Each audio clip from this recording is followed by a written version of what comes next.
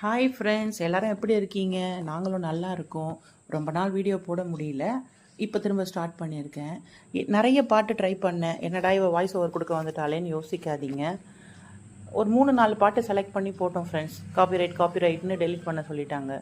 என்னன்னு எனக்கு ஒன்றும் புரியல. அதனால் நானே கொடுத்துடலான்ட்டு. இன்றைக்கி சண்டே ஸ்பெஷல் நண்டு மசாலா தான் பார்க்க போகிறீங்க ஃப்ரெண்ட்ஸ். ஃபஸ்ட்டு போட்ட இன்க்ரீடியன்ஸ்லாம் பார்த்துருப்பீங்க. இப்போ நான் மீதிலேருந்து ஸ்டார்ட் பண்ணுறேன்.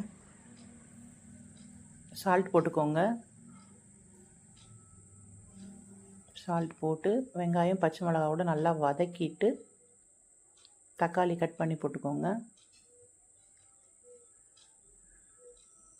அதையும் நல்லா வதக்கி விட்டுட்டு மிளகு, சோம்பு, சீரகம், அதாவது மிளகு 2 ஸ்பூன், சீரகம் 1 ஸ்பூன், சோம்பு 1 ஸ்பூன், ஒரு 4 தேங்காய் பத்தை, 4 பீஸ் தேங்காய், அதை போட்டு நல்லா ஃபைனாக அரைச்சிக்கோங்க. அதுக்கப்புறம் கொஞ்சம் தண்ணி ஊற்றி நல்லா மாவு மாதிரி அரைச்சிக்கோங்க.